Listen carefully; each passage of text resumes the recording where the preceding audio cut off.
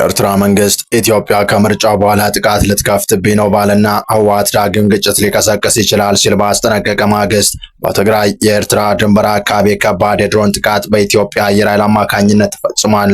የድሮን ጥቃቱና ከአሰሳ በትግራይ ከባድ ጭንቀት እንደፈጠረ እየተነገረ ሲሆን ጥቃቱ የተፈጸመው በድንበር አካባቢ በህወሓትና ሻዕቢያ መገናኛ ላይ መሆኑ ትኩረት ስቧል።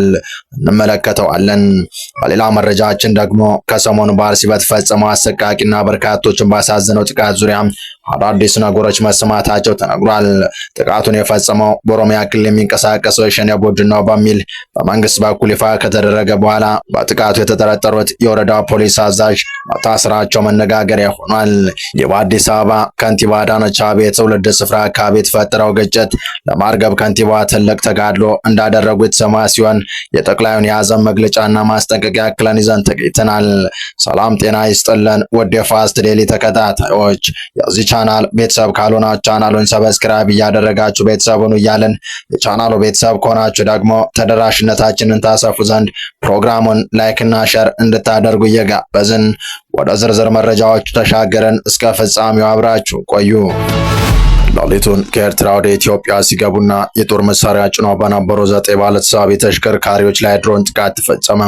ከኤርትራ ወደ ኢትዮጵያ ሲገቡ በነበሩ 9 ባለተሳቢ ተሽከርካሪዎች ላይ ድሮን ጥቃት መፈጸሙ ተሰምቷል።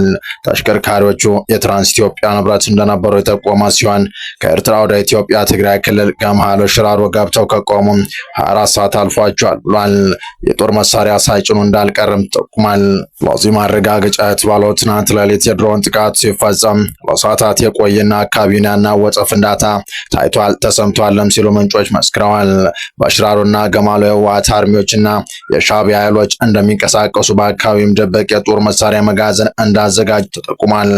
መረጃውን ከነ ሎኬሽኑ ለዋሱ መሐመድ ያቀረቡት የትግራይ መረጃ ምንጮች አሽከርካሪዎቹ ከመኪናዎች ስለነበሩ ከሞት መትረፋቸውም ገልጸዋል። ለተጨማሪ መረዳት ምስሎችን ይመለከቷቸዋል። ሀገሪቱ አጠቃላይ ምርጫዋን አጠናቃ በወጣችበት ማግስት በትግራይ ክልል ሰሜናዊ ምዕራብ ቀጠና ከኤርትራ ድንበር 6 ኪሎ ሜትር ርቀት ላይ በምትገኘው ገማሎ ወይም በሽራሮ አካባቢ ከእኩለ ሌሊት ጀምሮ ከባድ የድሮን ጥቃት መፈጸሙ ተሰምቷል። ጥቃቱን ተከትሎ በስፍራው ለረጅም ሰዓታት የዘለቀ ከፍተኛ ፍንዳታና የእሳት ቃጠሎ እንደነበረ የአካባቢ ምንጮች የገለጹ ቢሆንም የደረሰውን ሰብአዊና ቁሳዊ ውድመት በተመለከተ ግን እስካሁን በገለልተኛ አካላት የተረጋገጠ ይፋ መረጃ ማግኘት አልተቻለም። የድንገተኛ አየር ድብደባ በምርጫው ማግስት መከሰቱ ቀደም ሲል በነበሩ አንጻራዊ መረጋጋት ላይ ትልቅ ጥያቄ ያነሳ ሲሆን ህወሓትና ሻዕቢያ እንደሚናገሩት ጦርነቱ በክረምቱ ሊፈነዳ ይሆን ወይ ያስብሏል። የተለያዩ ሚዲያዎች አካባቢ የህወሓት ጦር ወይም አርሚ 13 በስፋት የሚንቀሳቀስበት ቀጠና እንደሆነና ጥቃቱም ያነጣጠረው በጦር መሳሪያ መጋዘን ላይ እንደነበረ ገልጿል። በጥቃቱ ወቅት ግን በስፍራ የትግራይ ኃይሎች ቲዲኤፍ መኖር አለመኖራቸውን ወይም የጦር መሳሪያ መጋዘን ስለመኖሩ በገለልተኛ ወገን የተረጋገጠ ምንም አይነት ተጨባጭ ማስረጃ የለም። በአካባቢ ያለውን የመረጃ ፍሰት ውስብስብነት ከግምት ውስጥ በማስገባት ጥቃቱ በትክክል ማን ላይ እንዳነጣጠረና ሰለባዎቹ እነማን እንደሆኑ በሁሉም ለማወቅ ግልጽና ነፃ የሆኑ ተጨማሪ ማረጋገጫዎችን ከመንግስት ወይም ከሌሎች አካላት መጠበቅ ግድ ብሏል። ይህ በእንዲህ እንዳለ ጥቃቱን የፈጸመችው ድሮን በገማሎ ላይ ድብደባ ካደረሰች በኋላ በአቅራቢያው በሚገኙ አዲ ሀገራይ፣ አዲ ነብሪድና አዲ ዳሮ በተባሉ የትግራይ ስልታዊ መንደሮችና ከተሞች ላይ ተከታታይ የአየር ላይ አሰሳና የክትትል በረራ ስታደርግ ማደሯ ታውቋል። በምርጫው ማግስት የተወሰደው የአየር ላይ እርምጃ በፌዴራል መንግስቱና በትግራይ አስተዳደር መካከል ያለውን የሰላም ሂደት ወደ አዲስ ውጥረትና ጥርጣሬ ሊያመራው እንደሚችል የፖለቲካ ተንታኞች ስጋታቸውን እየገለጹ ይገኛሉ። በቀጣይ መረጃ በአርሲ ዞን አስኮ ወረዳ ከተከሰተው አሳዛኝና አሰቃቂ ግድያ ጋር ተያይዞ በአካባቢው ሰላምን ለመመለስና ግጭቱ ይበልጥ እንዳያስፋፋ ከፍተኛ ጥረት እየተደረገ ይገኛል። በተለይም ከንቲባ አዳነች አቤቤ በትውልድ ስፍራ የተከሰተውን ይህን አሰቃቂ እልቂት ለመግታት ከአስኮ ወረዳ አስተዳዳሪ አቶ ገቢ ገልቹ ጋር በመሆን እያደረጉት ያለው የተቀናጀ ጥረትና የወሰዱት ፈጣን እርምጃ በአካባቢው ማህበረሰብ ዘንድ የላቀ ምስጋናን እያገኘላቸው ነው። ምንም እንኳ ችግሮች አሁንም ሙሉ በሙሉ ባይቀረፉም ከትላንት ጠዋት ጀምሮ በአካባቢው ለአንጻራዊ መረጋጋት መታየቱን ጋዜጠኛ ኤልያስ መሰረት ካሰባሰባቸው መረጃዎች ለማረጋገጥ ችያለሁ ሲል ዘግቧል። ከዚሁ የጸጥታ ቀውስና ተጠያቂነት ከማስፈን ሂደት ጋር በተያያዘ በወረዳው ከፍተኛ ስራ ኃላፊዎች ላይ ጠንከር ያሉ እርምጃዎች መወሰድ መጀመራቸው ተገልጿል። በዚህም መሰረት የወረዳው ፖሊስ አዛዥ አቶ አባቡ አብደላ በቁጥጥር ስር ውለው ምርመራ እየተደረገባቸው ሲሆን በተቃራኒው ደግሞ የወረዳ ሰላምና ጸጥታ ኃላፊ በጊዜው ተሰውረው ያሉበት ሳይታወቅ መቅረቱ ታውቋል። የአንዱ በቁጥጥር ስር መዋልና የሌላኛው መሰወር በአካባቢው በነበረው የጸጥታ መላላትና በወቅቱ በተፈጸመው ጥቃት ላይ የነበራቸውን ሚና በተመለከተ በርካታ ጥንቃቄዎችና ጥርጣሬዎችን እያነሳ ይገኛል። በሌላ በኩል ግን በቦታው ላይ እየተከናወኑ ያሉ አንዳንድ አጠራጣሪ ድርጊቶች ማህበረሰቡን ወደ ሌላ ስጋት ውስጥ የሚከቱ እንደሆነም እየተነገረ ይገኛል። በአርሲ ዞን የተፈጸመው አሰቃቂ ግድያ በርካቶችን እንዳሳዘንና በተለይም የኦርቶዶክስ እምነት ተከታዮችን ማስቆጣቱ ይታወሳል።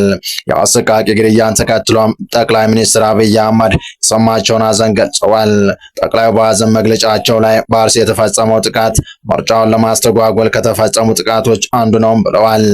በተመሳሳይ ወቅታዊ ጉዳዮች አስመልክቶ የጠቅላይ ሚኒስትር ጽህፈት ቤት ባወጣው ሰፊ መግለጫ በኦሮሚያ ክልል የሽኔ ሽብር ቡድን ከጽንፈኛው ፋኖ ታጣቂ ቡድን ጋር በመናበብ በአንዳንድ አካባቢዎች መንገዶችን በመዝጋት እንቅስቃሴ ለማስቆምና ለማስተጓጎል ፍላጎት እየተንቀሳቀሰ ቢሆንም በጸጥታ ኃይሉ በተወሰደበት የጠናከረ እርምጃ ፍላጎቱን ማሳካት አልቻለም ብሏል።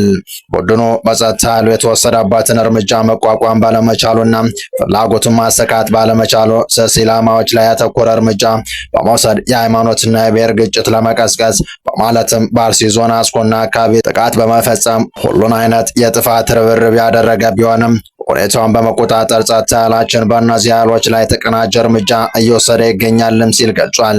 መንግስት መሰል ስጋቶችን በንቃት በተከታታይ በመከታተል ላይ ሲሆን በምርጫው ወቅትም በብዙ የሀገሪቱ አካባቢዎች የተቀናበሩ ተመሳሳይ እቅዶችን በስኬት ማክሸፉ ችሏል። በንጹሃን ዜጎች ላይ የሚፈጸሙ ጥቃቶችን ፍርሃትና ክፍፍልን ከሚያጎሉ የሚዲያ ዘመቻዎች ጋር በማስተሳሰር የተቀናበረው የእኩይ ተግባር መንግስት መሰል ስጋቶችን በንቃት በመከታተል ላይ ሲሆን በምርጫው ወቅትም በብዙ የሀገሪቱ አካባቢዎች የተቀናበሩ ተመሳሳይ እቅዶችን በስኬት ማክሸፍ ችሏል።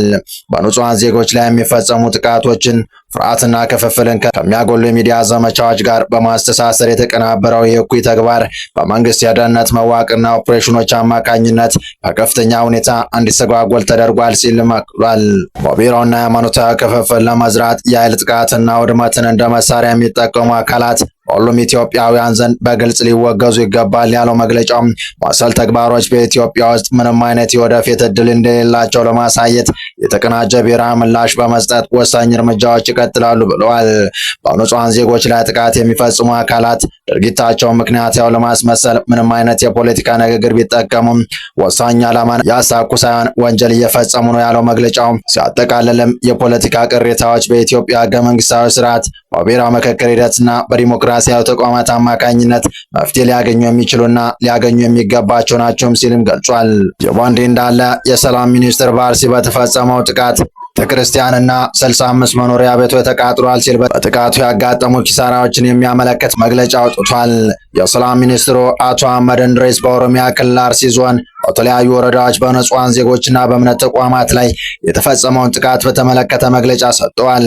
ሚኒስትሩ በመግለጫቸው የሸኔ የሽብር ቡድን በአካባቢ በከፈተው ጥቃት መጀመሪያ ግጭት የገጠመው ከአካባቢ ሚሊሻና ፖሊስ ጋር መሆኑን ያስታውቀዋል። የሽብር ቡድን ጥቃት ለመመከትና የአካባቢ ማህበረሰብ እንዲሸሽ ለማድረግ በተደረገ ተጋድሎ 5 የሚሊሻ አባላትና 3 የፖሊስ አባላት መስዋዕትነት መከፈላቸውን አቶ አህመድ ገልጸዋል። ይሁን እንጂ የሽብር ቡድኑ በሰነዘረው ጥቃት በአስኮ ወረዳ 4 ሲቪሎች መገደላቸውን፣ አንድ የኢትዮጵያ ኦርቶዶክስ ተዋሕዶ ቤተክርስቲያን መቃጠሉን፣ አንዱ የመንግስት ጤና ጣቢያ፣ የቀበሌ ጽሕፈት ቤት መዘረፋቸውን እንዲሁም 65 የግለሰብ መኖሪያ ቤቶች መቃጠላቸውን ጠቁመዋል።